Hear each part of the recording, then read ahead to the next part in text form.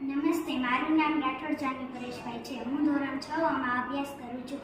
મારા પ્રયોગનું નામ ખાદ્ય પદાર્થમાં ચરબીની ચકાસણી કેવી રીતે કરશું. પહેલાં એક કોરું કાગળ લો, તેમાં ટોપરું અથવા તો શીણ લો, તેની ઉપર કાંઈક ભાર મૂકીને તેને ટોસો. પછી તેમાં તેલના ડાઘા પડે તો સમજવાનું કે તેમાં ચરબી હાજર છે.